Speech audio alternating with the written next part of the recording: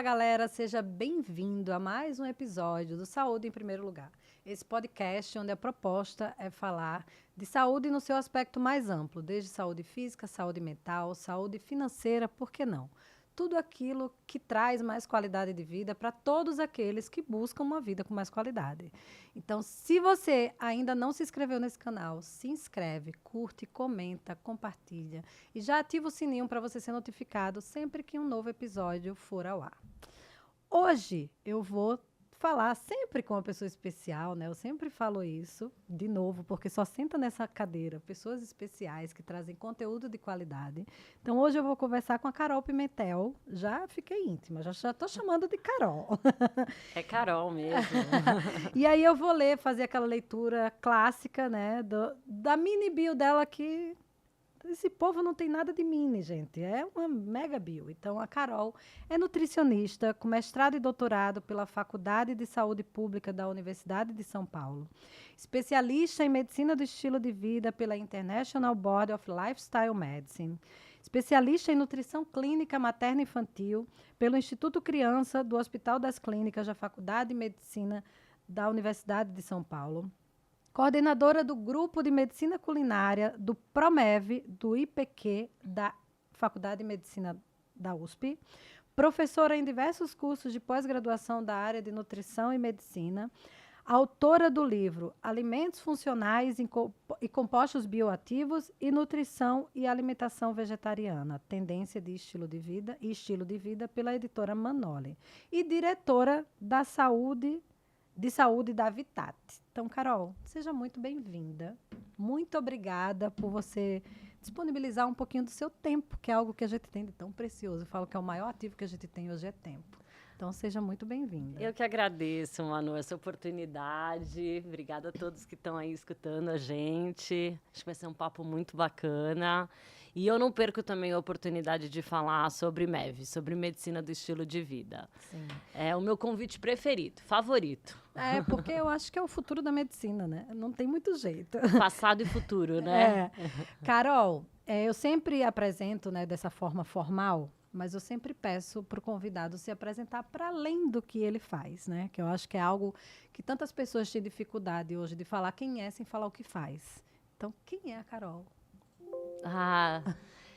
Bom, a Carol é uma pessoa que gosta muito de nutrição, gosta muito de alimentos, gosta muito de cozinhar, gosta muito de experimentar coisas novas e, sobretudo, gosta muito de experimentar tranquilidade, paz, conforto. Eu sou mais dessas. Então, maravilha, né? É muito bom quando a gente é apaixonado pelo que a gente faz, né? Também, porque isso também nos define, né?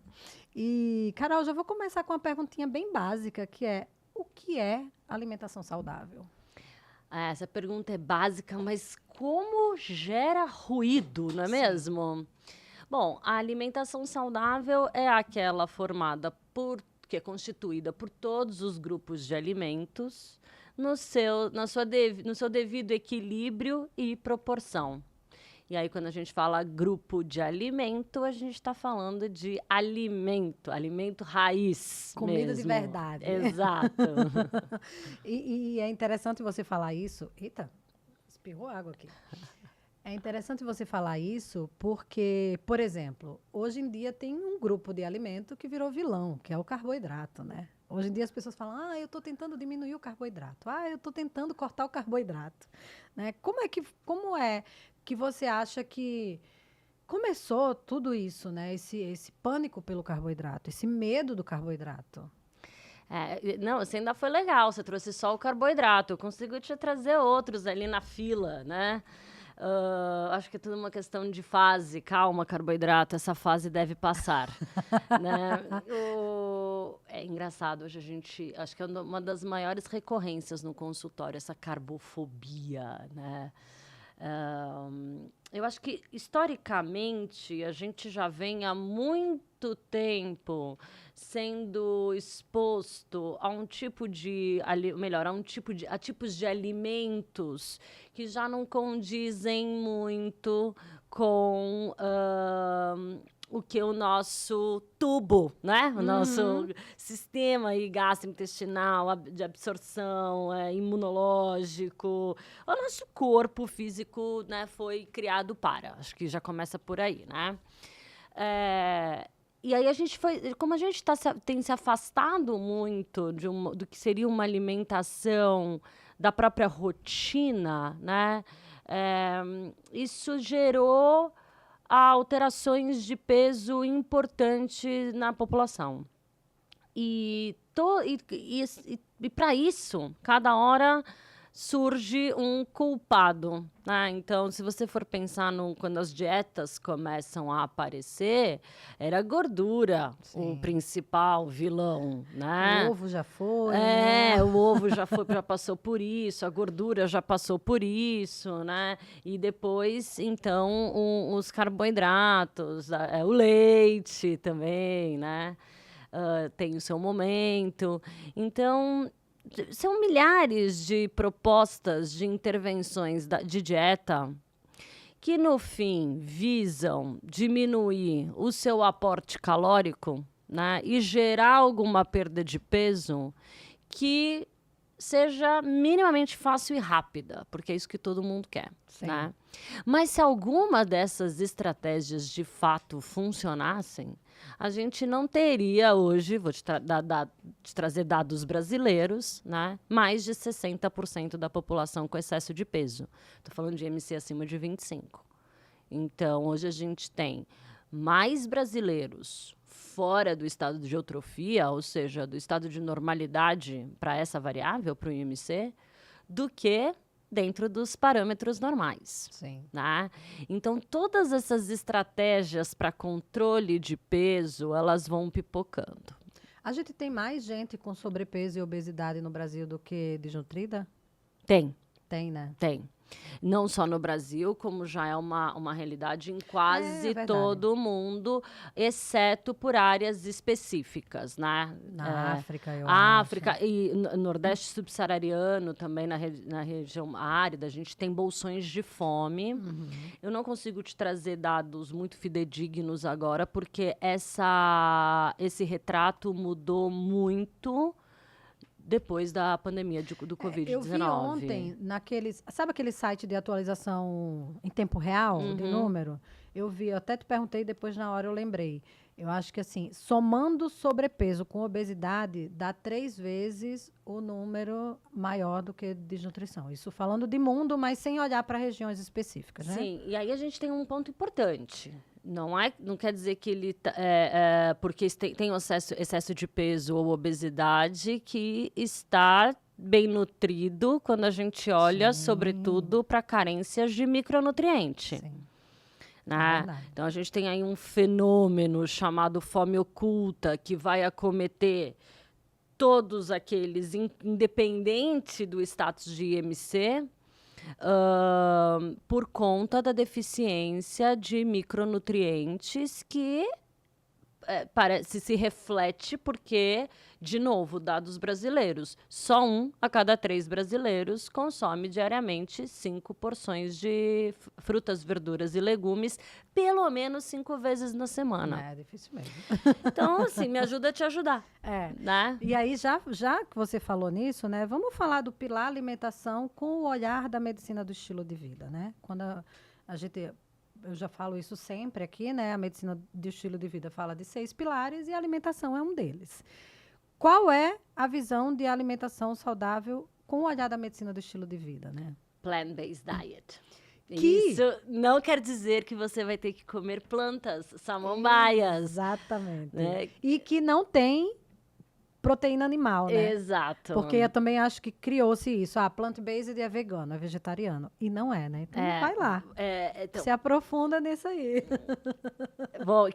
Aliás, aperta play e eu falo sobre isso, né? O que é o plant-based diet? Plant-based diet. Então, primeiro a gente precisa arrumar um nome em português decente para abordar esse tipo de padrão de dieta. Sim. Então já começa por aí. É um padrão de dieta. Porque se for Então, traduzir, né?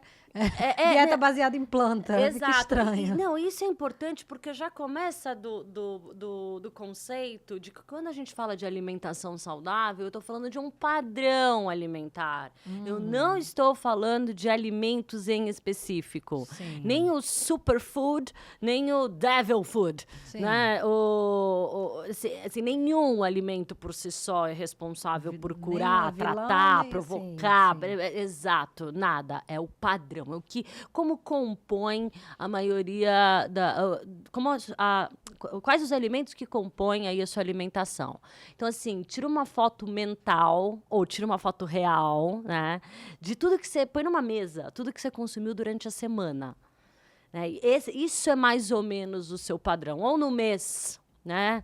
Isso é mais ou menos o seu padrão. Vai lá na lista de supermercado, né? Põe uma na frente da outra e veja tudo que foi no seu mês consumido. Isso é o que reflete o seu padrão de dieta.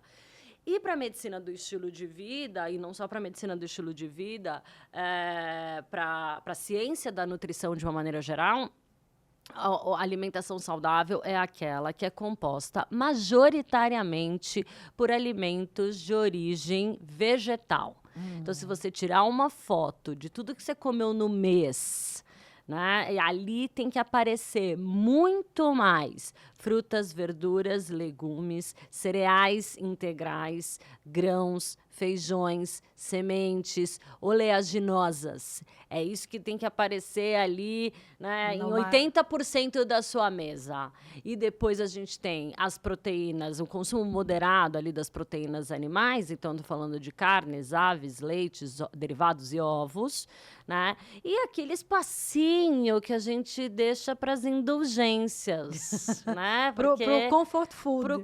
Exato, para te dar um conforto emocional, porque tem momentos que você, né, tá Sim. tudo certo. Sim. A gente tem acesso a isso, é o nosso ambiente, eu acho que é saber como lidar com isso com equilíbrio, né? Hoje a gente não tem mais o problema de acesso ao alimento. A gente estava discutindo desnutrição, obesidade, né? O problema hoje não é mais acesso, é a distribuição desse alimento, com certeza, Sim. mas é acesso àquele alimento de qualidade. Sim. E o brasileiro, eu acho que ele tem uma vantagem muito grande, porque a gente tem uma diversidade alimentar muito grande, né? O Brasil tem uma diversidade de frutas e legumes maravilhosa. E a isso gente é tem muito o nosso arroz com maravilhoso. feijão, né? Que a galera também, tem uma galera aí que vilanizou, nem sei se é essa palavra, mas tipo, né?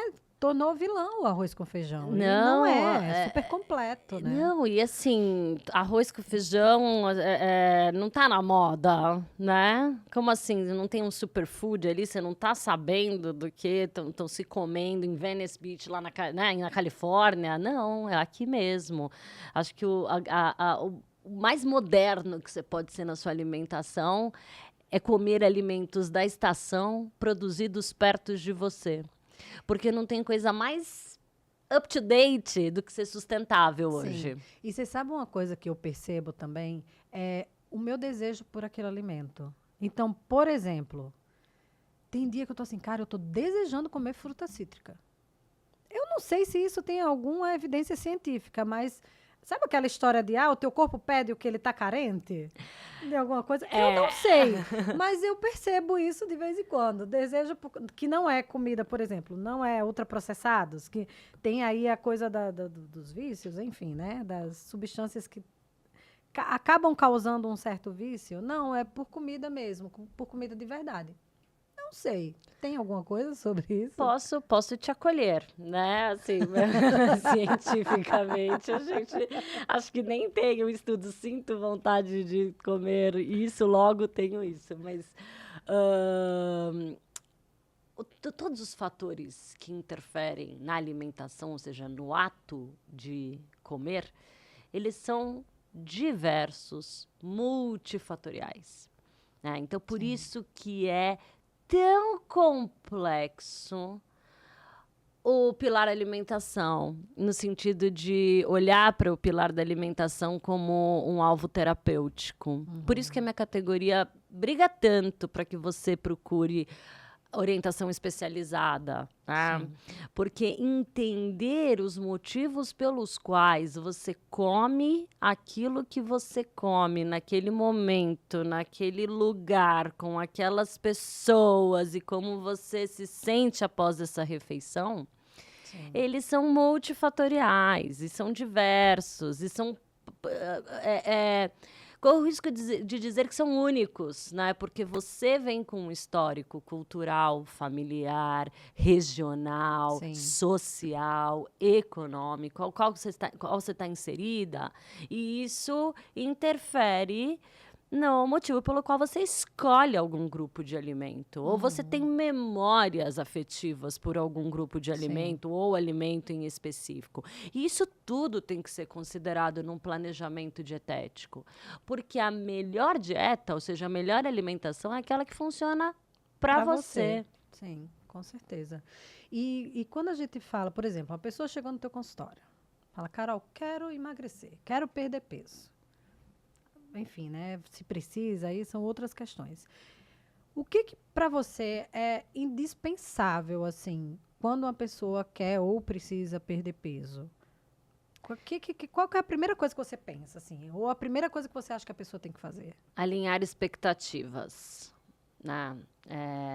Bom, eu sigo a linha da medicina do estilo de vida, é a metodologia que eu utilizo no consultório e na Vitat também, né? Onde a gente tem toda uma proposta ali de mudança de comportamento, cuja visão de saúde é também medicina do estilo de vida, é o que eu acredito, é onde eu me especializei.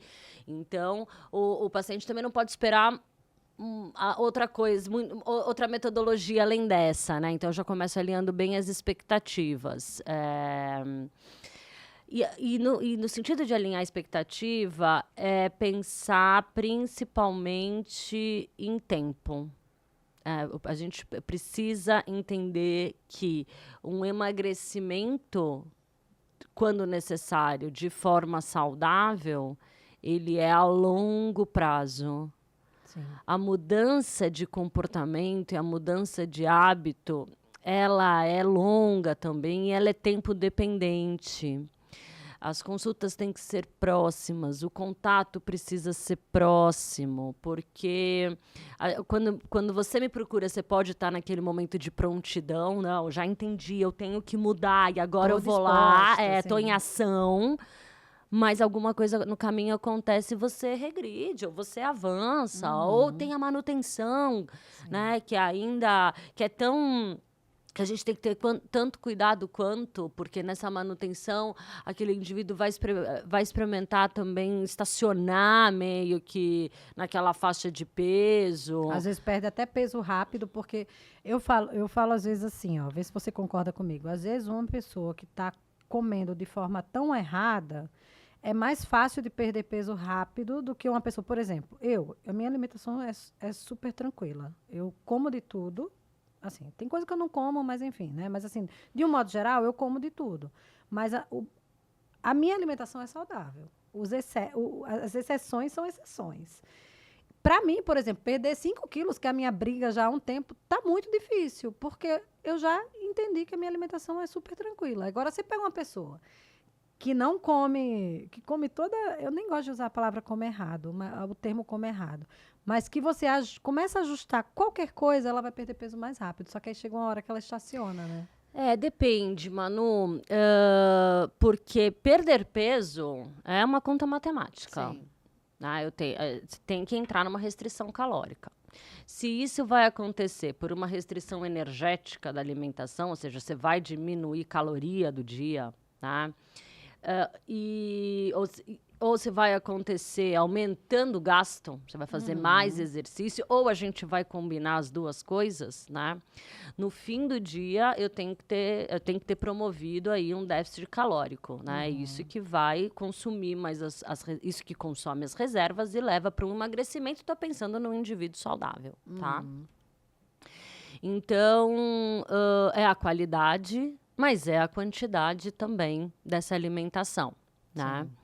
E aí os casos são bem, bem individuais, mas você falou daquela pessoa que come muito errado, né? Eu não sei se necessariamente essa perda de peso vai acontecer tão rápida num primeiro momento. Por quê?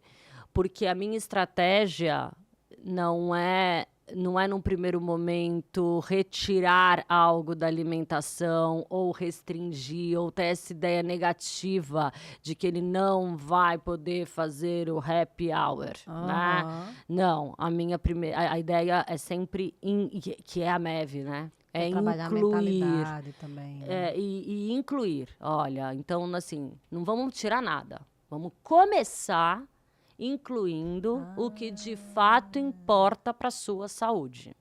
O que de fato importa para a saúde? Que você coma mais cereais integrais, que você coma sementes oleaginosas, né?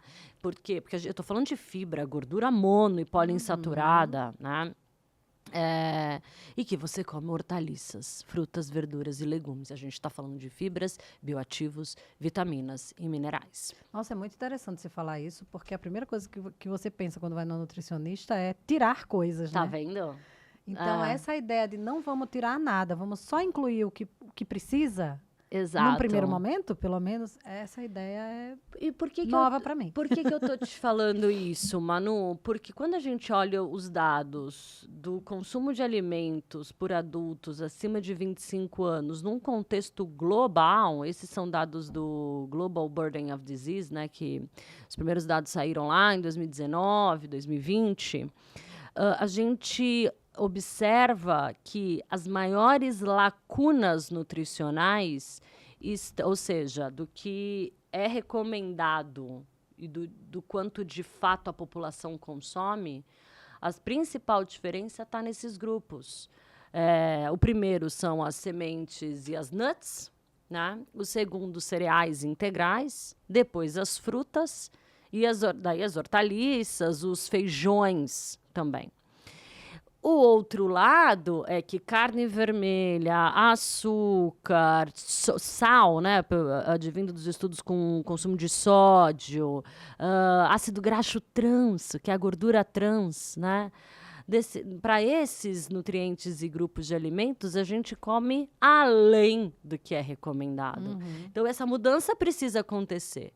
Eu tenho que aumentar o que de fato protege e diminuir aquilo que rouba espaço no meu prato. Né? A gente precisa abrir espaço no prato. A verdade é essa.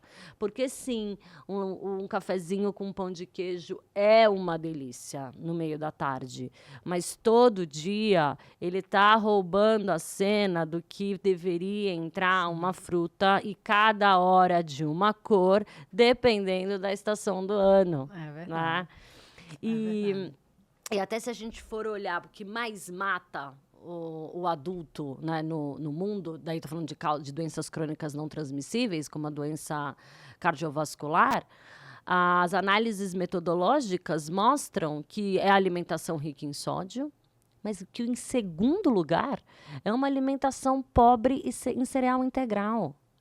Quando a análise é feita por dias de incapacidade advindos do diagnóstico dessas doenças crônicas, ou a dieta baixa em cereal integral assume a primeira posição. Então a gente bate na tecla, não come carboidrato, não toma leite, não come glúten, né? Quando foi que você foi no restaurante e falou, moço, me dá um glúten, né? Não faz isso, não faz isso. Quando que a mensagem é, por favor, coma isso.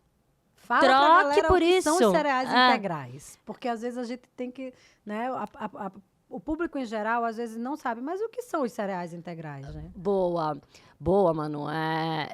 Então, assim, é tudo que está próximo da matriz alimentar inteira. Tudo isso vem de integral, né? Então, eu tenho uma aveia, né, em flocos. Ela é um exemplo de um cereal integral. E a farinha de aveia? Se eu pegar esse floco de aveia íntegro e triturar, farinha de aveia integral, ok. Sim. Trigo com a casca, né? Não, obviamente não com aquele alpiste, né? Aquela casca dura, aquela que é comestível. Trigo integral. né? Trigo inteiro, moído, farinha de trigo integral, ok. Cevadinha, quinoa, cevada, os outros derivados, por exemplo, um cuscuz marroquino, você vê, ele tem já está numa forma ainda um pouco mais íntegra. O nosso cuscuz de milho, também, né? o arroz, eu ia chegar lá, né? O arroz branco e o arroz integral, que ainda está com a película, tem mais corzinha, né? Então, esses são os cereais integrais, que você tem que preparar quando você não tiver com fome. Porque eles demoram mais tempo para cozinhar. Ah, nem é. Um arrozinho cozinha tão rápido. Manu, mas assim, Quinoa porque a gente cozinha tão rápido. A quinoa cozinha super rápido. O cuscuz de milho também, adoro. Super Brasil. Eu sou nordestina, então, né, filha? Cuscuz de milho é meu jantar. Ai, adoro. Cuscuz de milho com é o meu café da manhã ovo. aos sábados. E também tem uma coisa que é interessante, que é também a gente variar esses alimentos, né? Sempre. Dentro, óbvio. E aí eu já quero aproveitar essa coisa, porque quando a gente fala em variar alimentos, eu sei que tem muita gente que entra numa coisa de, mas nem todo mundo tem condição. Mas comer saudável é caro. Comer saudável é caro? Comer saudável não é caro. Quer dizer, caro é uma coisa que eu não consigo nem discutir aqui. Né? Porque também o que é caro para você, o que é caro para mim, o que é caro para vocês, eu não consigo falar muito sobre isso. O que eu consigo te trazer são dados de comparar, né, uma lista de compra para 20 marmitas por R$200, você consegue fazer 20 marmitas saudáveis por esse valor. E com esse mesmo R$200 no mês, você pode comprar todos os outros alimentos, né? Aqui. Todos os pacotes. Todos os pacotes, exato. Você viu que eu fico com receio de dar exemplos, né? Eu ia falar coxinha? Não, porque dependendo do momento, né? Coxinha pode ser tudo. Mas eu gosto muito de pensar assim, ó, que até no que não é saudável, a gente pode ter melhores opções. Manu, mas vamos lembrar que saudável é a alimentação, não é o alimento propriamente dito. Então qual o termo que eu posso usar? Então vamos lá. Densidade nutricional? Não, vamos usar uma coisa mais pensando assim, ó. Beleza, você quer... Porque eu, de um modo geral, quando eu falo assim, gente, comer saudável é descascar mais e desempacotar menos, né? Até um clichêzinho aí da galera que fala de alimentação saudável de uma forma mais superficial. Mas quando eu penso, por exemplo, nos empacotados, até quando a gente escolhe o empacotado, a gente pode ter escolhas melhores. Pode. E aí eu já quero entrar para falar de ultraprocessado, né? O que é um alimento?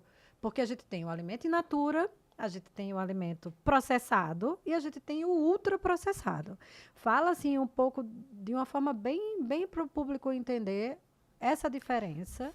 E aí depois eu quero me aprofundar um pouquinho nos ultraprocessados. Vou só dar um passinho para trás, pra gente, quando você falou assim, no mesmo pacote eu posso ter opções diferentes, pode, é por isso que na mesma caixinha também, por isso que a gente tem que falar sempre, leia o rótulo. Aliás, o rótulo, ele nasce para isso. Sim. Né? Como um instrumento de educação nutricional. E isso que você está falando é o conceito de densidade nutricional. O que é isso? Quanto cada caloria daquele alimento te entrega de nutriente. Então, você tem ali o pacote que por cada caloria você vai consumir gordura, sal e carboidrato. Mas eu tenho ali o pacote, a gente está falando de pacote a exemplo, né? De produto. Eu tenho ali um produto que na mesma caloria eu tenho gordura, carboidrato, mais proteína, vitamina, mineral, fibra, exatamente. Opa, olha a diferença, tá? Então, o rótulo serve para a gente ter esse tipo de discernimento. E esse é o conceito de densidade nutricional. O termo in natura, minimamente processado, ingredientes culinários, processados e ultraprocessados, são termos advindos do nosso Guia Alimentar. O Guia Alimentar para a População Brasileira, que é um guia de recomendação oficial, né? Que, aliás, é para quem não quer ou não pode pagar uma nutricionista, ou quer ter uma alimentação saudável, o guia é maravilhoso, né? Isso, né? Então, e está disponível. Gratuitamente. E não é só para quem quer comer. E para quem quer, os profissionais da saúde, porque estão ali no front, que tem que aconselhar corretamente o que é uma alimentação saudável. Sim.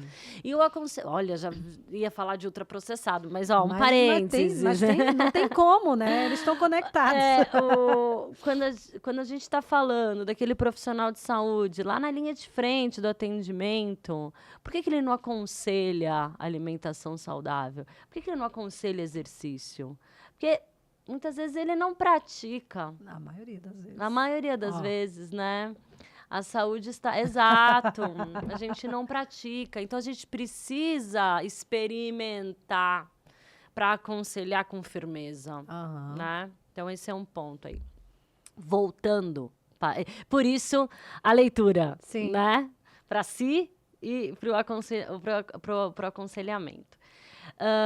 Então, essas categorias, voltando, né, in natura, minimamente processado, ingredientes culinários, processados e ultraprocessados, elas vêm por base do grau de processamento desse alimento. A gente depois pode levar em consideração que, na verdade, esse grau de processamento vem de um conhecimento da engenharia de alimentos, então você vai ver que tem alguns pontos de discordância, ok. Mas, enfim, o que ele quer dizer? Que quanto mais perto do alimento original, é esse que você tem que escolher. Então, eu tenho um milho em espiga, eu tenho um milho enlatado, e eu tenho um salgadinho de milho. Né? Não pergunta o que você vai escolher, que eu não sei o que pode responder, mas o que você deveria, né? O que é mais perto do alimento na sua forma natural. Milho em espiga. Porque às vezes o salgadinho de milho tem tudo menos milho. Né? Exato. Né? Tem a cor do milho, o sabor do milho. Sabor milho. Cor milho, sabor milho, textura de milho, combinado de milho, né? E é esse o grande ponto. É a formulação. Eu perdi a origem do alimento. Então, perceba, não é só sobre o pacote, não é sobre o processamento em si também. O que como você mesmo falou, tem coisas boas advindas do processo de industrialização, obviamente, sim. Né? Então, é o quanto ele se afasta desse alimento original. Tá? Então, a nossa alimentação saudável, ela tem que ser composta, na sua maioria, por alimentos in natura ou minimamente processado. O que é minimamente processado? É aquela espiga de milho que já foi higienizada e pré-cozida. Minimamente processado. Os pacotes de feijão, arroz, né? Que passou por um processo de limpeza. Exato. Dentro de um pacote. Mas você ainda olha para aquilo e enxerga e sabe o que tem ali, né? Sim. Ou melhor, sabe dizer qual é o alimento de referência. Sim. Ponto. Então, é essa base da alimentação com os seus ingredientes culinários. A gente está falando do óleo, do próprio açúcar, do sal, né? Do sal, que é usado para agregar ali em preparações culinárias. Ok, os processados, a gente está falando, por exemplo, dos enlatados, ou dos que estão em caixinha. Ali a gente já olha o rótulo. Né? Tem um alimento e ponto, ele é processado. O que eu estou dizendo? É milho, água e sal? Ok. É tomate pelado, cozido?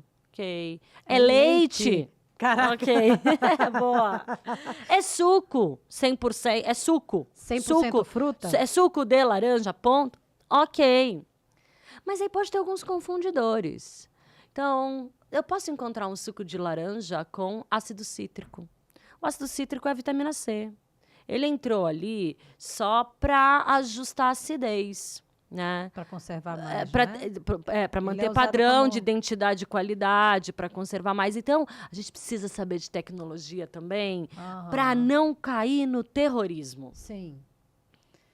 Esses nomes, mas ácido cítrico para a gente é um nome comum. Para a população em geral, talvez não seja. Mas quando a gente começa a olhar aquele monte de nome que a gente... Eu mesmo tenho dúvida, tá? Eu não sou nutricionista, né? Mas eu tenho Eu um olhar imagino, pra eu isso. tenho dúvida.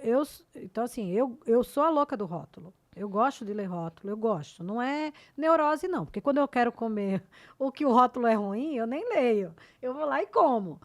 Mas tem essas palavras, né? Acidulantes, não sei lá do quê. Aromatizantes, não sei lá do quê. Para que servem essas coisas, São, né? são os aditivos químicos, né? Tem algum deles que é ok? Tipo... Segundo a nossa legislação, todos são ok. Não, Todos mas esquece são, a legislação. todos são seguros Pelo para o olhar da consumo. Todos são seguros para o consumo. Difícil te falar isso baseado em evidência, viu? Alguns estudos com microbiota, mas difícil dar um posicionamento baseado em evidência científica, né? Outra coisa é o que o nosso coração quer. Sim, Né? A gente claro. quer que seja uma alimentação super próxima do natural. Agora, eu também falar que isso pode provocar alguma coisa, eu tô caindo ali, não é nem no alimento, você viu? Tô caindo no ingrediente, no aditivo daquele alimento. Sim. Então, por isso que a máxima é sempre vai para alimentos in natura, porque é isso que tem que ser a base da sua dieta. Sim. Não importa, Sim. né? Mas os aditivos, eles são coadjuvantes de tecnologia. Ou seja, durante o processamento, o alimento vai perdendo cor, sabor, aroma, e esses aditivos, eles são usados para repor. Então, você também não quer, por mais que seja ali, sei lá, um suco de limão e ponto, você não quer verter no copo e o suco de limão tá marrom. Sim. Você não vai tomar, né? Amargo, azedo. Então, esses aditivos, eles usam para corrigir. Ficar mais palatável, né? E, sobretudo, aqueles que são bem mais sensíveis. A vitamina C é exemplo disso. Nas ultrapasteurizações, na pasteurização, a vitamina C é o mais sensível. Então, se adiciona ali a exemplo do suco, para manter os valores originais dessa vitamina. Então, faz mal? Pelo contrário, né? Então, quando você... Eu vou fazer uma pergunta aqui que eu vou jogar aqui no ar, tá? Quando a gente fala assim, não tem evidência científica de que esses aditivos causam... Tipo, você não pode relacionar o aditivo X causa doença tal.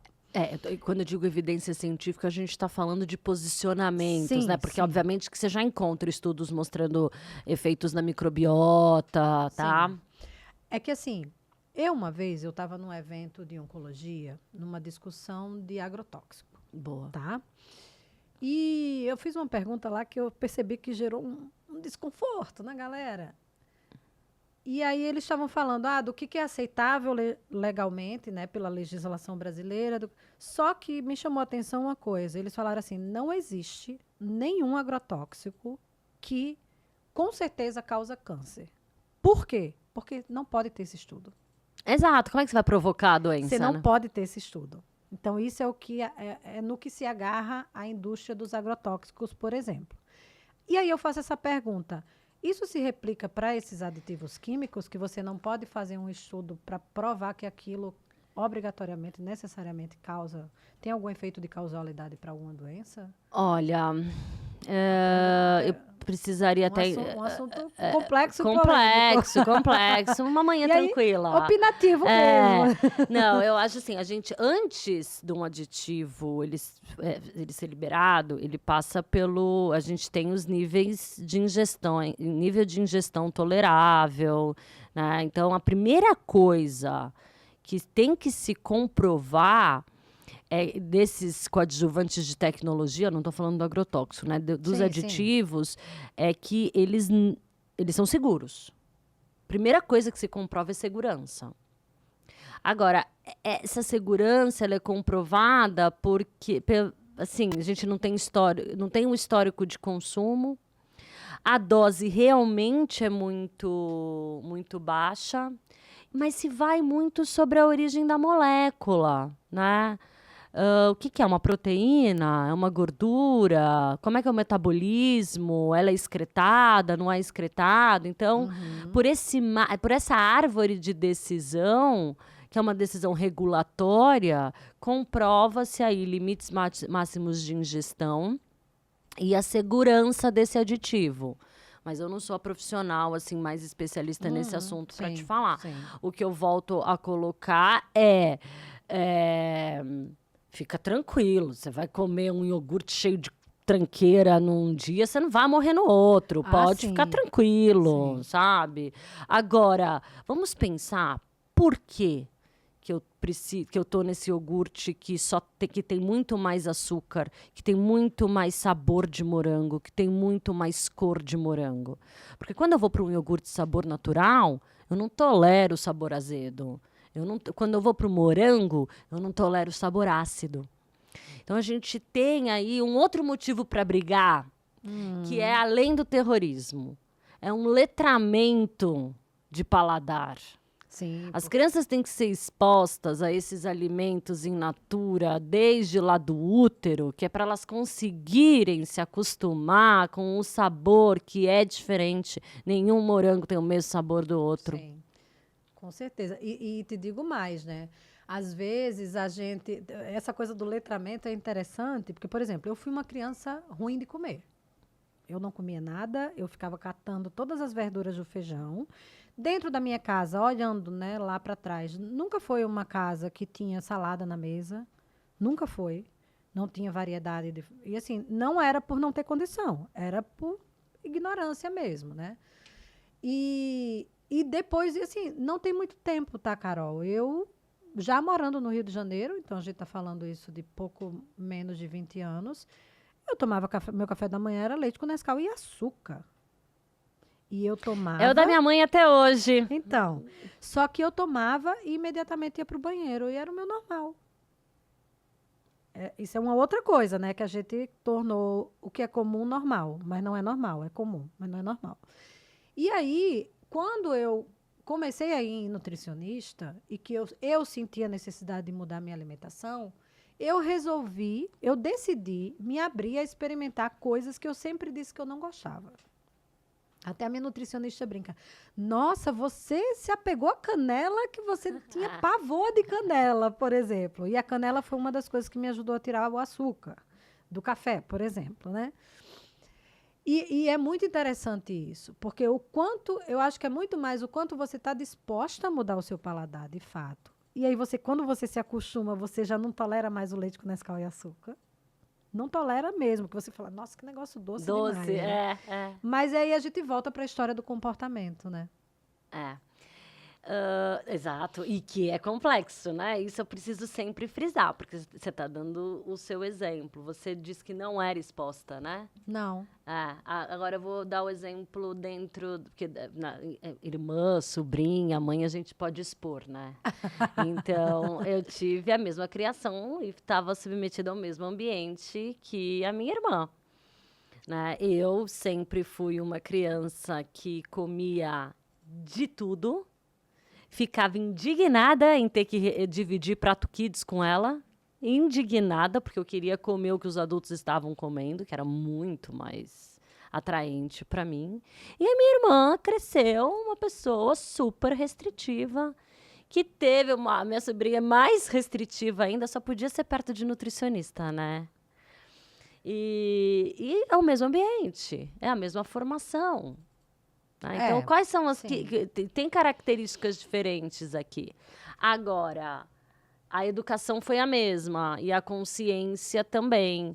Então, eu vejo que a minha irmã tem hoje muito mais consciência sobre como se alimentar e debruça muito mais trabalho para fazer né, para de alguma forma reverter, diminuir e educar a minha sobrinha em relação a isso. Porque, querendo ou não, a gente teve uma educação nutricional à medida que a gente foi exposta a uma alimentação saudável, né? Então, informação, educação, para mim, é a cola de qualquer tratamento. Com certeza. É a cola. Você falou dos pratos infantis, né? Os pratos infantis dos restaurantes. Então, eles não ajudam a gente, Não ajuda. né? Não E ajuda. também, assim, tem que ter paciência, né? Tem. Porque, poxa, você tá ali, né? Os pais estão ali naquele momento social, eu também não acho que aquela brigaiada, aquele estresse, né? A gente tem que escolher bem as nossas brigas e ficar tranquila. Sim. Os pais, né? A família, fique tranquila se você tá expondo, mas sobretudo se você dá o exemplo, né? Sim. É porque, assim, beleza, a gente tá falando de restaurante, né? Que é uma coisa que as pessoas não vão todo dia. Mas até em casa, às vezes, tem a comida da criança e a comida do adulto, que é diferente, Não. né? Isso É, é uma questão. exato. E, assim, não dá pra você querer que a criança escolha a banana, a bolacha recheada. Sim. Não dá pra você querer que ela faça isso, né? Você precisa ajudar. Então, assim, por que ela tem essa escolha? Porque ela está exposta aos 2 tipos de alimento. Sim. Ai, mas eu não vou dar um docinho. Ela tem vó para isso, né? Deixa pra vó. Ela tem vó para fazer isso, ela tem tia, ela tem as festas de todos colégio, os dos amiguinhos amiguinhos. para fazer isso. Ela tem o lanche do amiguinho para fazer isso, né? Não é você que precisa. É verdade. Que aí a gente não restringe, né? A gente deixa comer de tudo, mas o de tudo não pode ser todo dia. Exato. E aí você vê quando a gente volta para a complexidade, como eu falo para uma mãe que, bom, nasce uma mulher, nasce uma culpa, né? Como eu falo para uma mãe que que tá ali voltando para suas atividades, né? E o que ela mais sente é culpa, porque ela tem culpa de deixar o bebê em casa, ela tem culpa quando ela chega no trabalho, ela não, né? Ela falha, ela acha que falha em tudo, né? Uhum. E quando ela volta para casa, assim, o alimentar, o nutrir, é um ato de amor, é afetivo. Como é que eu vou falar para ela, não, peraí, vamos rever o que você está fazendo? Né? Quer dizer, vamos fazer isso, mas é com educação mesmo, é com calma, é alinhando expectativa, é a longo prazo, né? Então, tem que ter um olhar muito além da mitocôndria, Sim, Manu. com certeza. É isso Tem que eu ter quero paciência, chegar. Tem que ter empatia, tem que ter... É muito além da mitocôndria, sabe? Eu penso muito assim, se alguém chegou num consultório de nutrição, é porque alguma coisa, alguma necessidade ela tem, né? E tá aberta. Eu acho que isso é o mais importante. Eu acho que o mais difícil é você convencer alguém a buscar uma nutricionista. Mas a partir do momento que ela vai, já tem algum nível de abertura. E aí tem que ter esse olhar que eu acho que a MEV está trazendo de volta. Eu nem sei se já teve em algum momento, mas enfim, né? Que a MEV está trazendo de volta para os profissionais de saúde, que é, de fato, olhar para o indivíduo. Na sua complexidade, na sua integralidade, para muito além de olhar um problema, uma doença. Não, é olhar, né, na sua integralidade física, mental, social, econômica, como você falou aí. Então, essa é a esperança que eu tenho. Que a MEV seja o futuro, porque é o voltar para o básico, né? Você falou o passado e o futuro, exatamente isso. Quando eu gosto muito de olhar para os pilares do estilo de vida como alvos terapêuticos. A gente trata o indivíduo que está em sofrimento assim. Sim, com né? certeza. É sobre organizar a rotina, Manu. Sim. A MEV é sobre organizar a nossa rotina. E por que eu falo que é passado? Porque quando a gente olha um plano de ação em medicina do estilo de vida, cara, é o humanoide. Você não é muito especial, Manu. Sim. Você não é, eu não sou. Você vai ter que tomar banho todo dia. Eu também. A gente tem que escovar os dentes, né? A gente precisa trabalhar. Sim, sim. A gente precisa comer direito, a gente precisa se exercitar e a gente precisa manter a mente sã, né? Porque isso é o ser humano, como ele funciona. Ninguém é muito especial, assim, que vai ficar sedentário e comendo nada a vida inteira, Sim, né? com certeza. Enfim. Mas vamos falando um pouquinho de. Você falou que participou de um evento para falar de alimentação sustentável, né? Fala um pouco Sim. sobre isso, né? A dieta Eita! Plan- Dieta plan- planetária. Planetária, sim. Quase que não sai.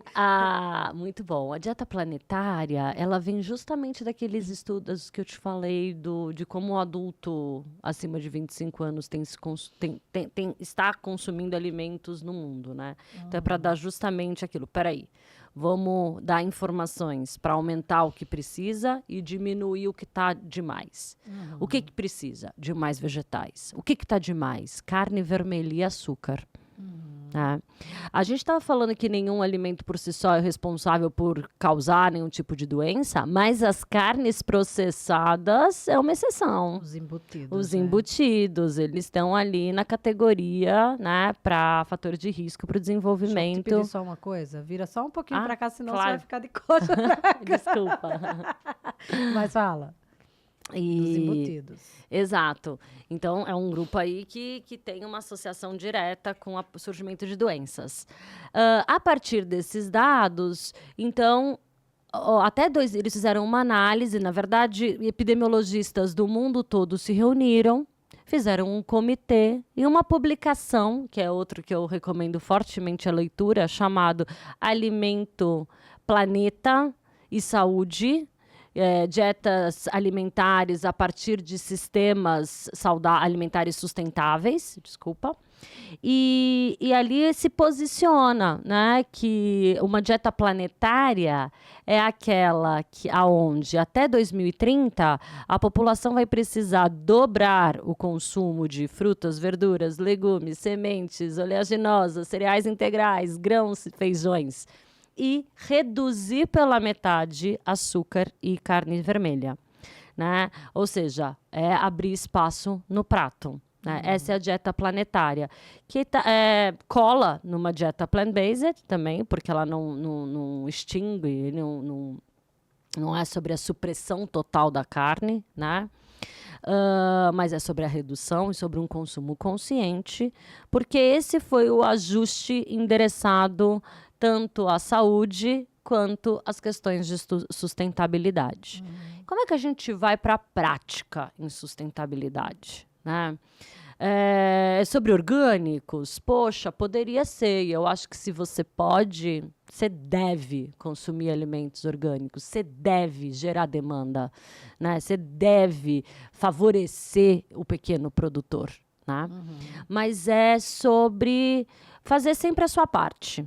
Né? Qualquer ação que a gente tem um impacto. Então, que impacto que a gente quer ter? Né? Então, é sobre consumir os alimentos da estação, né? Que tem ali, que é o que vai te proporcionar um alimento não só mais nutritivo, mais barato, mais acessível, mas é o que te permite a variedade ao longo do ano. Ainda mais, como você falou, a gente aqui no Brasil. Né? E quando você está em São Paulo, comer os alimentos que são produzidos por aqui. Quando eu for para o Rio, o que é produzido por ali. Quando eu for lá para Maceió, né? O que é produzido por lá.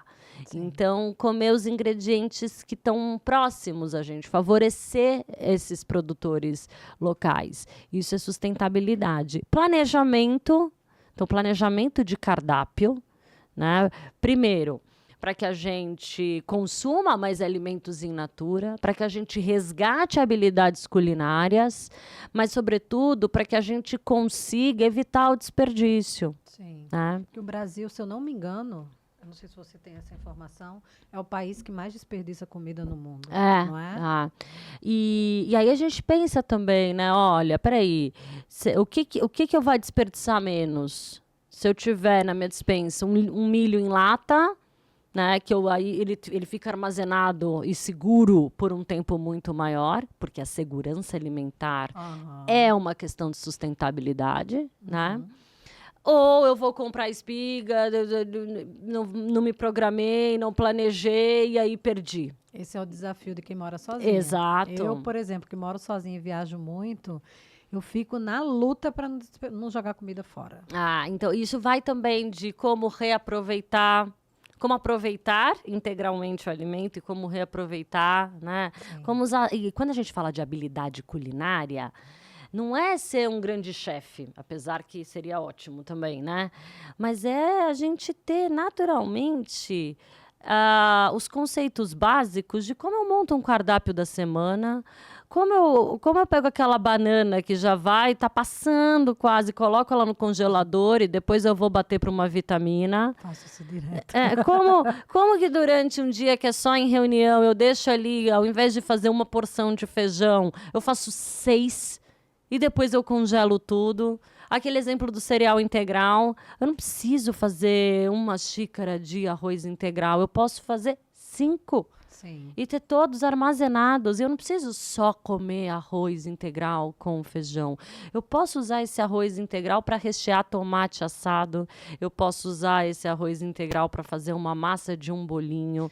Eu era essa pessoa que odiava cozinhar, não gostava de cozinhar, aprendi e hoje eu adoro cozinhar minha própria comida. Primeiro porque eu sei o que eu tô colocando. Segundo, que eu já sei coisa que eu não boto. Por exemplo, adorava refogar a comida com cebola e alho. Não rola pra mim. Adoro, é gostoso, é uma delícia. Mas pra mim, no dia a dia, em casa, não rola. Não rola, eu tenho distensão abdominal na hora. E aí eu amo os temperos. E aí eu fui pros temperos. Então você vai entendendo o que é gostoso pra você. Você vai experimentando. Hoje em dia, cara, ainda mais assim com airfry, com forno, pegar um monte de legumes, jogar numa travessa e botar no forno com azeite e tempero.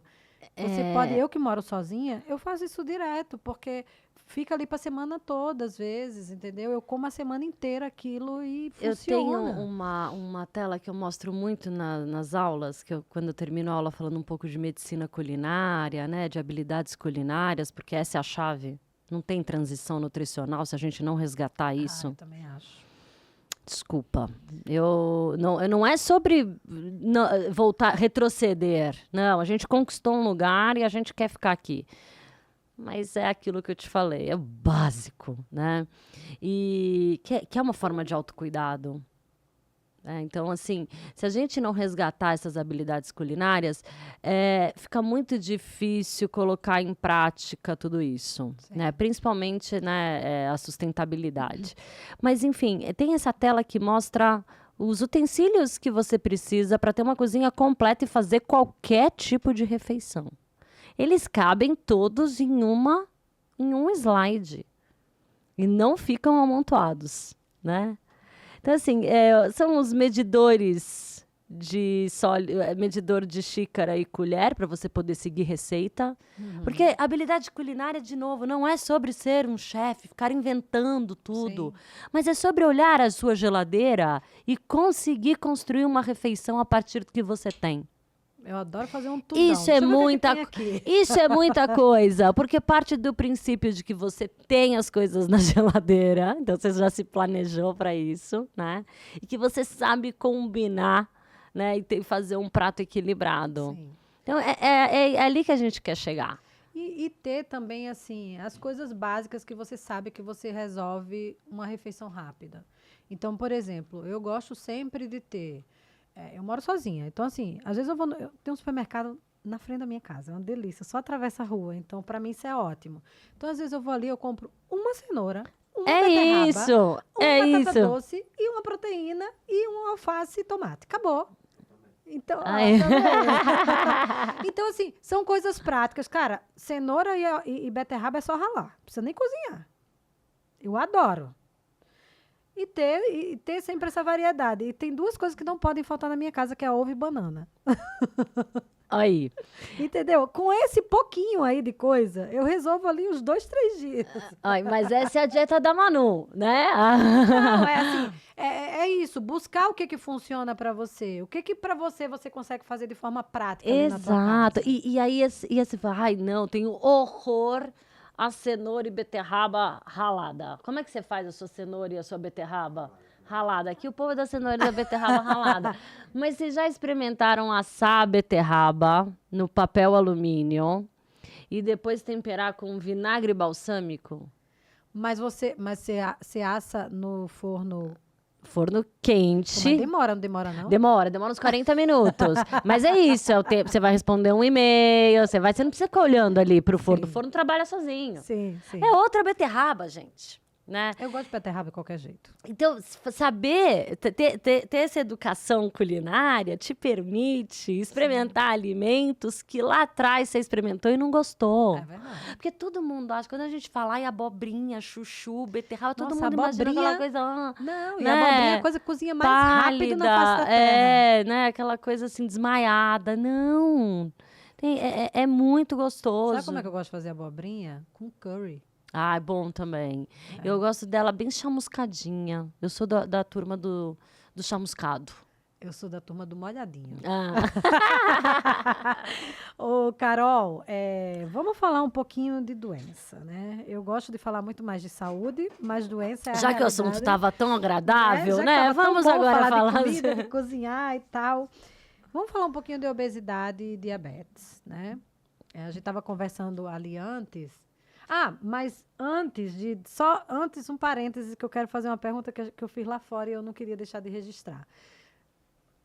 Você acha que se as 8 bilhões de pessoas do mundo, 8 bilhões, não é isso? Acho que é. Resolverem ter uma alimentação saudável, tem comida para todo mundo? Porque eu já vi gente da indústria alimentícia dando essa justificativa. Ai, não consigo responder sem analisar dados. Eu não consigo. Assim, o que eu tenho para te responder?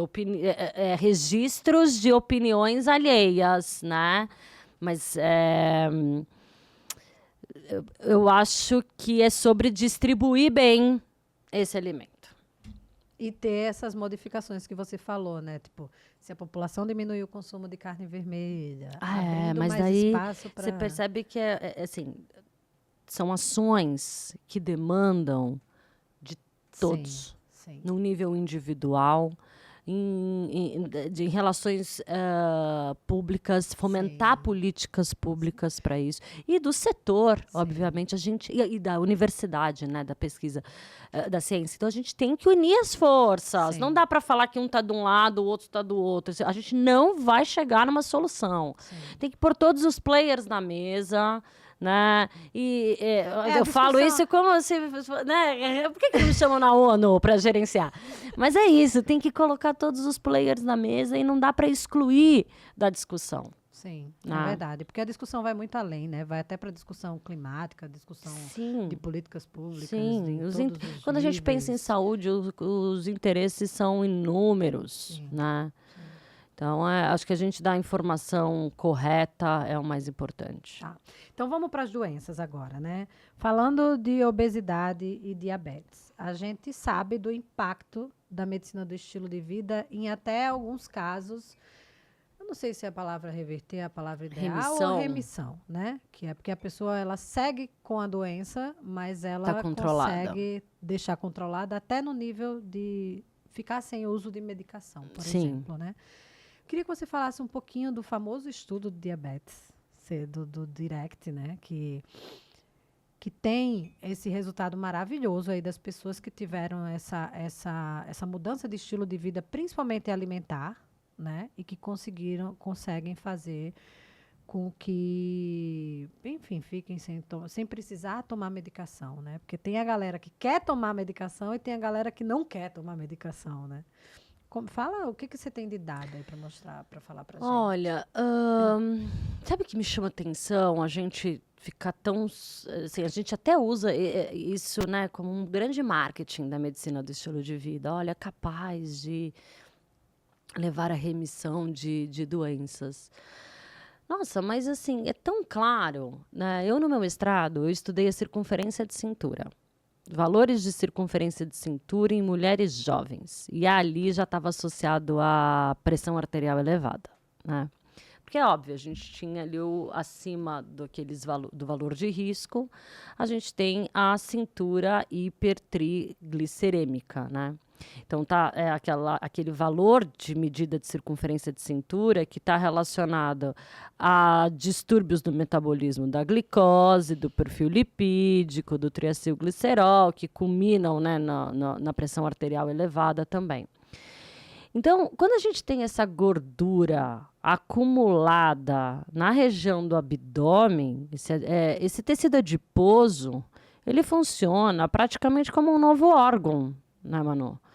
E ali desregula, estou usando palavras simples, tá? Mas desregula toda a nossa capacidade metabólica. Né? E ali a gente tem uma produção maciça de células pró-inflamatórias que vão levar à resistência à insulina e eu começo ali a gênese, por exemplo, do diabetes do tipo 2, né? De uma maneira muito simplista. Então, é fato que ao diminuir essa fonte, né, de desordem de metabólica, a gente tende a se autorregular novamente. Mas como a gente diminui circunferência de cintura? Ela é o último lugar que quer diminuir, né? Nossa, você sabe que eu sou mais a louca da circunferência de cintura do que da balança. Sim, faz sentido. Faz sentido. Então, quando a gente olha para a medicina do estilo de vida, e foi o que esse estudo mostrou, e eu, se eu não me engano, ele fez com mudança de estilo de vida intensa, né? Eles ficaram separados e controlados para tudo. É como se a gente colocasse num spa, né?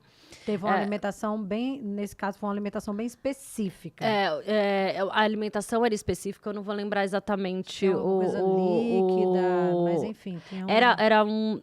Mas tinha redução calórica importante, eu acho que ela era até inclusive very low, uma redução muito calórica. Com alguns nutrientes específicos também. Depois a gente pode deixar, né? Claro, com certeza. A referência.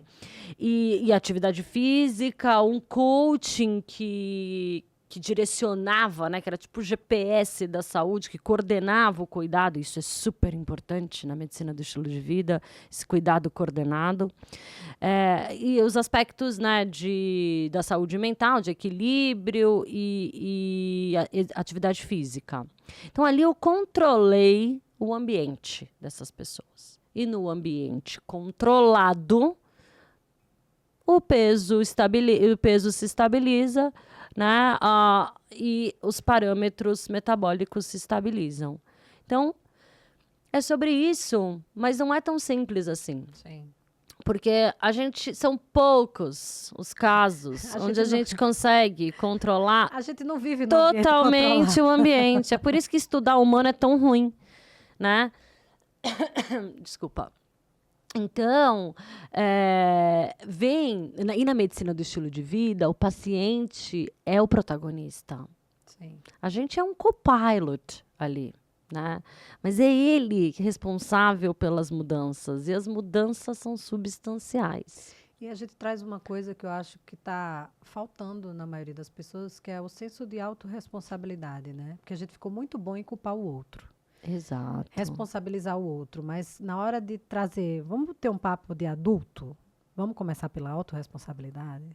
Exato. Né? Autocuidado é autorresponsabilidade. Não tem, você não transfere o cuidar de si. Sim. Né? Não tem como.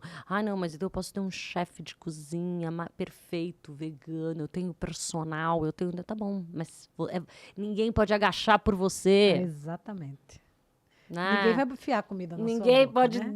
E aquela pessoa fala, mas a minha mulher só faz isso e isso. Tá, mas ela enfia comida na tua boca? Exato. Então, primeiro, isso, né? Então, que é possível, para mim, isso é muito claro. Né? Que a gente consegue controlar, manejar, né?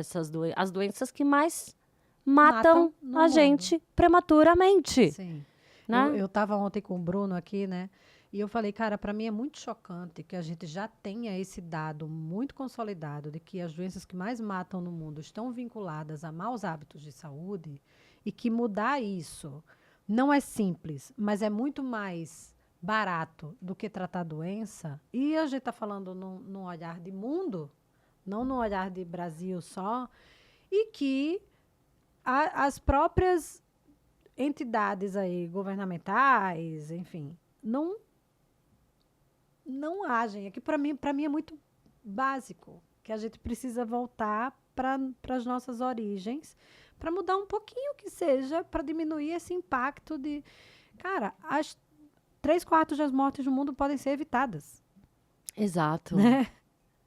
E Então, podem ser evitadas por você mesmo. Exatamente. A gente tem... O ano passado, porque na certificação da medicina do estilo de vida e para ser o International Board, né, eu preciso todo ano ler 3 artigos e fazer lá a prova desses 3 artigos. Eu vou fazer esse ano a prova de certificação. Então me fala pra gente ir trocar. Ai, você vai fazer a prova. Vou fazer a prova. Tá. Vou fazer a prova. Depois tem a manutenção. Tá, não, vai dar bom, Manu. Mas por que eu tava falando isso? Porque o artigo do ano passado foi muito bom, o paper, e ele estava mostrando o que é uma alimentação saudável, a ideal, em termos de porções e quantidades médias, e o que é uma factível. Sim. Né? Porque é isso, tudo bem, eu tenho ideal. todo dia de manhã eu como lá a minha frutinha, mas tem um dia que eu nem dormi em casa, né? Então tá tudo certo. Então, esse quanto que era a distância esse factível do ideal, né? E não é muito. Mas o mais interessante era uma projeção que eles fizeram em expectativa de vida. Anos de vida que a gente ganha se decidir hoje, independente da sua idade. Você fala, agora eu já tô aqui, comi essa vida inteira. Não. Realiza, né? Sempre. Tempo. Minha mãe, nossa, assiste esse podcast. Como ela chama? Dione. Dona Dione, escuta isso, né? Independente da idade, é sempre hora para comer melhor, porque você sempre terá ganhos com isso. E os centenários das Blue Zones estão ali para mostrar para gente que essa teoria se repete na prática, né? Então, nunca é tarde para a gente começar a cuidar de si. E cuidar de si é cuidar da nossa alimentação, daquilo que a gente come, das nossas escolhas. Né? E que, com certeza, eu acho que vai ficar muito mais fácil para as pessoas essa ideia que você destravou na minha cabeça, que é, começa incluindo. E não excluindo. Né? Não, isso é maravilhoso. E é mais amigável, é muito né? Mais simpático. Começa porque incluindo. Porque a gente vê tanto, até profissionais, né? Até os próprios nutricionistas falando só de restrição.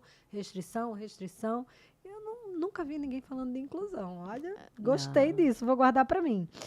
E falando só mais um pouquinho de obesidade... Existe obeso saudável? A treta! Manu, o que é saúde, né? Se a gente for lá para a saúde em definição, um bem-estar completo, físico, social, emocional. Ninguém tá saudável. Eu ainda colocaria espiritual. Quem que tá saudável, eu fiz um post exatamente sobre isso. Eu acho que assim, o quão saudável a gente consegue ser. É isso, né? O que é possível, né, nesse dia, nesse momento, estar presente. Eu acho que, de novo, vai pelo o quanto... Se essa pessoa que tem o excesso de peso ou que tem ali um IMC que se classifica com obesidade, o quanto ela cuida de si? É isso que a gente tem que avaliar, né? Para além de parâmetros metabólicos saudáveis, normais ou não normais. Porque se não tiver normal, não está saudável, porque a gente tem ali fatores de risco, ponto, né? Tá. Mas se está tudo dentro da normalidade, eu acho que é sobre pensar, né? Mas que mensagem a gente quer levar com obesidade saudável? Isso é que me preocupa. Então, é exatamente isso que eu falo assim. A gente tem que tratar o problema, não tem que tratar a pessoa. Né? Como é, gente? Enfrentar, atacar, essa é a palavra. Atacar o problema e não atacar a pessoa. Então, ninguém está falando... A gente sabe que obesidade é um tema muito estigmatizante, né? E que muitas pessoas que têm obesidade, elas passam por milhares de tipos de preconceitos, né? E não é sobre isso que a gente está falando. A gente, como profissional de saúde, que a gente já falou aqui, tem que ter um olhar empático, tem que entender que a gente está ali para cuidar do indivíduo na sua integralidade. Mas quando eu olho para a obesidade, eu tenho um problema, Manuela, tá?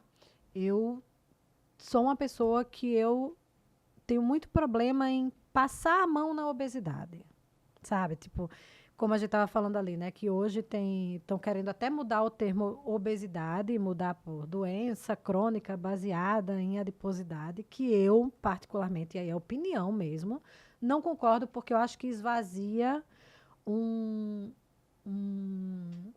problema que a gente sabe que é um dos fatores de riscos mais determinantes para as doenças que mais matam, né? Então, eu acho que a gente tem que ter um cuidado muito grande para falar sobre obesidade, porque tem muitas pessoas sofrendo muito com esse problema, e aí a gente saber dividir muito o que é obesidade e o que é um obeso, né? A gente não está falando do obeso, a gente está falando do problema. Eu tenho muito cuidado em falar sobre isso, mas a gente também não pode falar que está tudo bem, né? Então, Manu, acho que eu vou ser super cirúrgica, né? Se você tivesse me fazendo uma pergunta sobre um renal crônico, eu não iria responder, porque eu não tenho especialização em pacientes renais, né? Eu acho que a gente tem que ter o mesmo olhar sobre a obesidade. A gente, assim, tem que deixar isso a critério dos especialistas. Porque mesmo aqueles profissionais que só estudam, pesquisam e clinicam nessa área, eles estão cheios de dúvidas. Eu assisti uma aula em Harvard com o professor Frank Hu, que é um dos chefes do departamento, né, de obesidade. Não é um departamento, desculpa, mas assim, é um dos grandes estudiosos em obesidade ali na Faculdade de Medicina de Harvard, e ele falou isso no palco. A gente não sabe tratar obesidade. A gente não entendeu ainda. Quer dizer, a gente até tem um cheiro do que é da complexidade, né? Mas a gente não sabe tratar. Então, se a gente não sabe nem o tratamento, você imagina se a gente a abordagem. Né? Então, eu acho que existe assim, a gente tem que tratar com a devida seriedade, sabe? E deixar com os especialistas, né? E pesquisadores desse tema a discussão. Mas eu te trago assim mais uma preocupação. A obesidade nos Estados Unidos chegou a 40% da população. Cara, eu tenho medo que isso vire o novo normal. Eu acho que já virou. Porque se eu olhar para a curva, e eu vejo na curva de IMC, essa curva deslocada ali para a direita, eu tendo a assumir que a minha mediana tá lá para frente e que você, nós aqui, somos todos desnutridos, baixo peso. É verdade. Então, eu acho que tem a discussão, agora está na moda falar assim, né? São várias camadas. É verdade, são várias camadas. Mas é que são Mas mesmo, são mesmo, né? São E é mesmo. complexo, sabe? Então, acho que vale a pena convidar alguém que só olha para isso, que é pesquisador sobre isso, porque a gente realmente tá ali patinando em como abordar, porque acho que é fato que tem que, como você falou, separar o indivíduo da doença. Então, desestigmatizar Isso. a doença, isso é importantíssimo. Isso foi um pré-curso, inclusive, do Congresso Brasileiro de Nutrição aqui em São Paulo. Então tem que saber como abordar e como tratar. Sim. E assim, você falando isso, me lembrou uma coisa, me lembrou uma aula que a gente teve sobre transtornos alimentares. E A também mesma quanto coisa. que a gente fala tanto de obesidade e quanto que hoje eu vejo que está meio esvaziado a discussão sobre os transtornos alimentares, como a própria anorexia, que hoje em dia se fala. Eu, pelo menos, tenho a sensação de que se fala muito menos sobre as anorexias, as bulimias. Parece que virou o novo normal Virou também. o novo normal, né? Então, realmente, assim, é isso. Eu acho que a nutrição, né, é um tema tão diverso que dá para trazer aqui 20 especialistas de coisas diferentes, né? Eu conheço muitas nutricionistas e muita gente me liga e fala assim, Manu, me indica uma nutricionista? Aí eu falo assim, me conta um pouquinho. Exato. Aí eu direciono. Não, essa aqui vai para essa aqui. Essa aqui vai se dar bem com essa aqui. Eu, por exemplo, Manuela, eu tenho um perfil. Vou dizer como foi comigo, tá? Não tem certo nem errado, gente. É o que funcionou comigo. Eu sempre fui uma pessoa que me alimentei mal, nunca fui uma pessoa sobrepeso, tá? Mas eu tive um momento ali que eu tava bastante peso acima do meu normal. E, enfim, eu tenho uma doença autoimune e estava num momento de vida totalmente inconsciente ali, vivendo no piloto automático. E eu fui para uma nutricionista, a primeira nutricionista que eu fui na época. Já foi uma nutricionista que é uma nutricionista muito famosa hoje. Muita gente fala, inclusive, mal dela, mas eu sou extremamente grata a ela, porque ela destravou na minha cabeça. Depois você me conta quem é, que eu quero saber, a fofoca da nutrição. A fofoca eu conto nos bastidores. Eu sou extremamente grata a ela. Então, sempre que alguém vem falar mal dela, eu falo assim, cara, não fala mal dela perto de mim. Porque ela me destravou para cozinhar. Ela me destravou para conhecer e experimentar novos alimentos. E comigo, naquele primeiro momento, funcionou o radicalismo. Foi quando eu conheci o detox, quando ninguém nem falava de detox. Para mim, naquele momento, funcionou. Mas eu entendi a função daquele detox naquele momento. De que era um momento curto, para só tentar ali dar uma rebalanceada no corpo. Eu não gosto nem da palavra, Manu. Eu sei, mas por isso que eu falei, não é certo nem errado. É o que funcionou comigo há quase 15 anos atrás, tá? Estamos falando de 15 anos atrás, eu sei. E eu também hoje não gosto desses termos, tá? Mas para mim o que foi mais importante naquele momento não foi o detox, não foi foi porque eu estava disposta a mudar a minha mentalidade. Eu estava disposta a mudar o meu comportamento. Eu estava disposta a experimentar novos alimentos, falando, né, especificamente da nutrição. Eu estava disposta a aprender a cozinhar e a tomar gosto por cozinhar a minha própria comida. Então, eu nem lembro por que eu comecei a falar isso, mas para dizer que assim, eu acho que o mais importante de o que é certo e o que é errado, alimentação saudável, as escolhas alimentares, é justamente isso. Assim, eu gosto de dizer assim, como é que você quer chegar nos seus 70, 80, 90, 100 anos? Né? Porque, beleza, você pode tudo, mas você vai só olhar para agora? E, Manu, eu acho que a gente volta para uma das coisas que eu falei lá no comecinho. Quando você conta, né? Ai, todo mundo critica, mas para mim foi super bom. Poxa, que bom. Porque a gente tem milhares de estratégias. Milhares.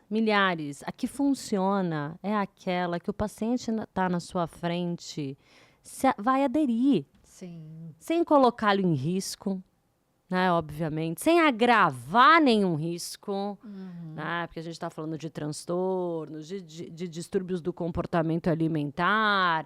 Eu agravo isso quando eu valido uma restrição, né? Sim. Mas, no fim, nenhuma dieta funciona e todas funcionam. Sim. Né? Porque é aquela que tem a ver com o seu contexto. Eu vou dizer que e é super individualizado. Hoje eu não gosto nem da palavra dieta. Também não. Também não. Falo no automático. Mas, enfim, caminhando agora para o final. Eita, que rendeu, hein? Nossa! Eu ficaria aqui muito mais. Carol, eu sempre faço uma pergunta no final para todo mundo, que é: o que é qualidade de vida para você? Qualidade de vida, eu acho que para mim é experimentar um estado de presença e tranquilidade, né? Então, presença, eu estou presente nesse momento. Eu estou aqui com você, trocando essa ideia, fazendo o que eu gosto, né? Que é comunicar, nutrição e saúde. E quase não estou pensando, né, de como vai ser minha agenda da tarde, o trânsito que eu vou pegar para voltar, né? Então, assim, qualidade de vida é você poder fazer as coisas com a qualidade do momento presente. Adorei isso. E isso tem muito trabalho por trás. Tem. Porque isso demanda a todo dia você cuidar dos aspectos que são físicos, que são mentais, que são sociais e, de novo, que são espirituais, né? Então, você tem que separar um momento do teu dia para cada uma dessas questões, mas principalmente para aquela pausa diária e fazer as coisas com presença. Eu estou aqui e tudo bem. Hoje é uma atividade super legal. Poderia não ser, poderia ser uma reunião chatérrima, né? Mas tudo bem. Eu tô aqui, eu tô presente, eu sei o meu valor e sei o valor disso. Eu acho que isso é qualidade de vida. Você me fez lembrar, eu tenho uma das minhas melhores amigas, é nutricionista. E ela sabe que eu adoro chocolate. E às vezes a gente para tomar um café com chocolate ali na Dengo, sabe? Que eu Sei, adoro. lógico. Aí ela um dia falou assim, para e aprecia o que você está comendo, para você se saciar. Exato. Então, eu acho que é isso, assim, as pessoas hoje, elas não têm presença de nada, né? As pessoas acordam com o despertador, elas não se dão conta nem de dar uma espreguiçada, nem de falar assim, peraí, que dia é hoje? Eu vou fazer isso. Não, as pessoas já levantam no modo automático, faz tudo no modo... A gente come mexendo no celular, então a gente nem está apreciando ali o que está comendo, sabe? Às vezes nem se dá conta do que está comendo, né? Então, essa questão de você ter presença realmente. O presente é um presente. Né? E eu vou te falar que dentre todos os pilares, aquele que me deixa mais assim é uma noite de sono restauradora. Nossa, né? Ali, essa é a chave da minha engrenagem. É dali que eu consigo fazer exercício presente, né? Planejar minha refeição e ter uma alimentação ali super colorida. Presente. Sim, com certeza. Né? Meditar. Eu faço yoga há muito tempo também. Eu também, eu sou instrutora de yoga. Ah, que ótimo. Nossa, eu conheci yoga com 17 anos. Eu pratico desde então. Adoro. A yoga para mim foi uma grande virada de chave. E é o tapetinho da presença, né? Você se resolve ali no tapetinho. Em todos os aspectos. Mas, nossa, esse seria um assunto que a gente, Para outro. Carol, então agora é a hora do seu jabá.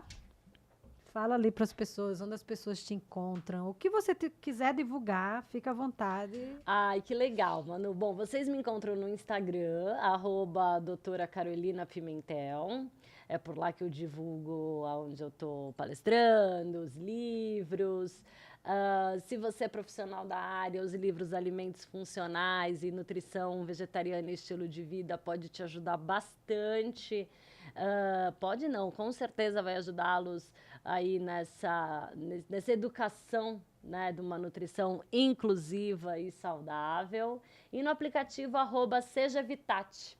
É ali que eu emprego a visão de saúde, né, toda baseada na metodologia do estilo de vida, um aplicativo que quer levar os usuários numa jornada de comportamento mais saudável, ali também muito baseado na alimentação. Tem consulta com nutricionista, com psicólogos, né? Ali a gente exerce até a multidisciplinaridade da medicina do estilo de vida. Bota uma enfermeira aí, hein? Temos 2 enfermeiras, inclusive maravilhosas ali para o produto de diabetes, mas elas também navegam o cuidado. Sim. Porque é isso, as pessoas querem mudar. Elas não sabem por onde começar. Eu acho que as pessoas querem a mudança, mas elas não sabem como mudar. Para mim é quase igual. E a gente tem que mostrar ali o primeiro passo, né? Uma meta SMART. Sim, com certeza. Então, gente, é isso, esse bate-papo aí que rendeu bem e a gente ficaria aqui muito mais tempo, porque nutrição para mim é um assunto que eu adoro. E para quem ainda não me segue lá no Instagram, @manorios_AL. E esse canal, se você ainda não se inscreveu, vai lá, se inscreve no canal. Me ajuda a manter esse canal no ar, porque um cliquezinho que você dá ali já contribui bastante. Então, se inscreve, curte, comenta, compartilha, ativa o sininho para você sempre ser notificado que um novo episódio está no ar. Então, muito obrigada e até o próximo episódio.